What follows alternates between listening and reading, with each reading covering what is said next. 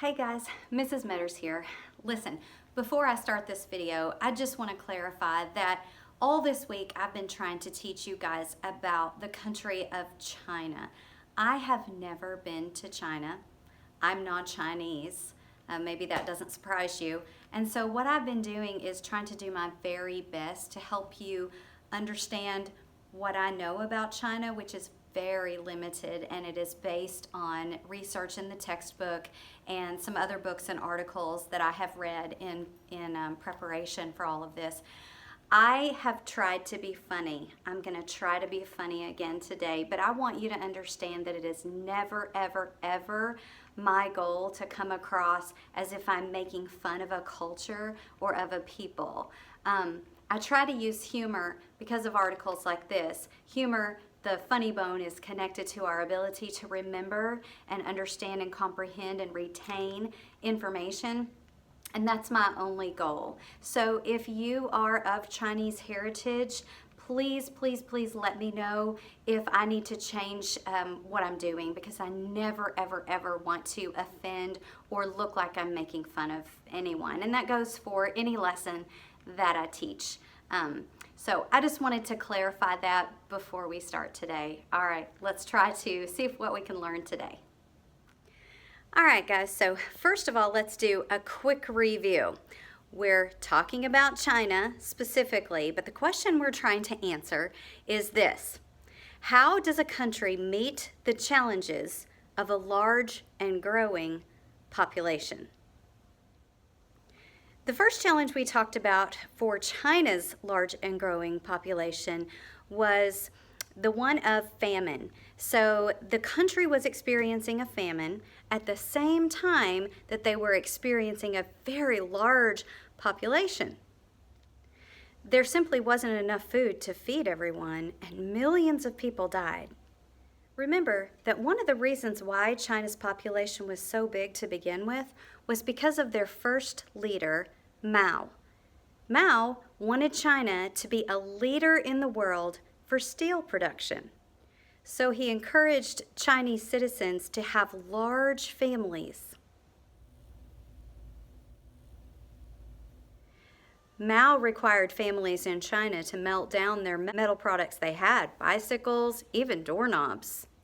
Melt down that train! We need the steel! But Mommy, I don't want to melt down that train. The goal of making China into a large steel-producing nation didn't play out. After Mao died, the leaders who took over after him decided that the best way to control the population issue that they were experiencing in China was to require that families could have no more than one child. You have too many children. Much better. The second challenge of a large and growing population is one of pollution. Such a large population can produce quite a bit of pollution. Here, wear this mask. My mask is too big. I can't breathe. We'll just have to build a hydroelectric dam. This guy Mao, when he was alive, he had lots of ideas for China. Of course, we already talked about how he wanted to grow the population really large, and then he wanted everyone to help him make China a big steel industry nation. Well, after that failed, in addition, he decided to have another idea.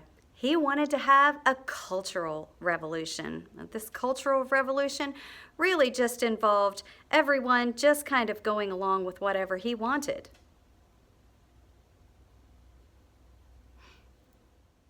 In communism, the government decided the kinds of jobs that people would do and the amount that they would be paid to do them. You have to pick up the trash. I think you'd make a good kindergarten teacher. But I don't even like kids. And you're going to be a doctor. Congratulations. If people were suspected of being disloyal to the government, they went to jail. Did I hear you talking about me? What were you saying about me? What were you saying?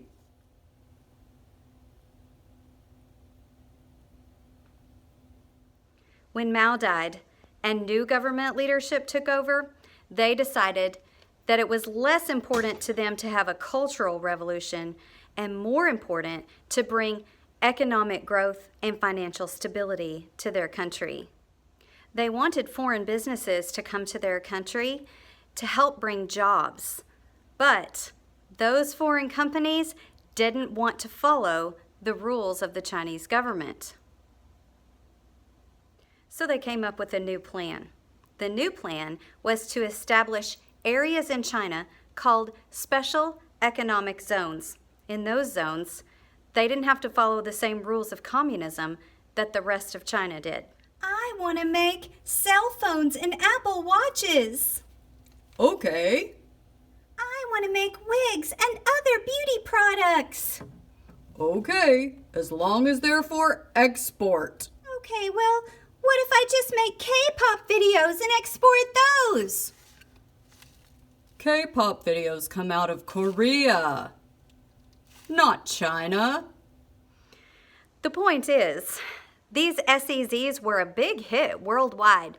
Foreign countries really did want to move to China and open up their products to this huge market and take advantage of the less expensive workforce that they could find in China. As we can see from our study of China, a country tries to meet the challenges of a large and growing population in lots of different ways. Sometimes when they try to meet those challenges, they create other ones.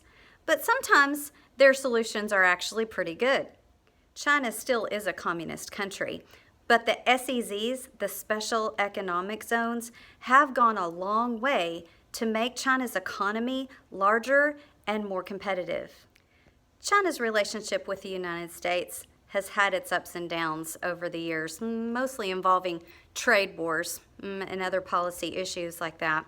But overall, there is a lot we can learn from the mistakes and the good things that China's done over the years.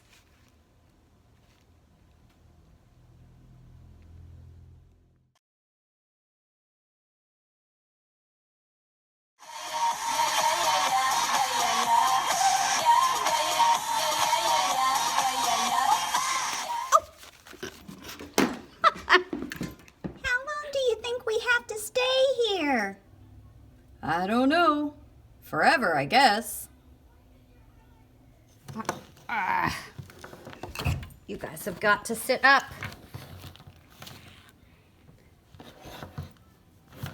Oh my goodness. Get up, I haven't killed you yet. How does it feel to play the part of a bad guy? I don't know. Somebody's got to do it, I guess.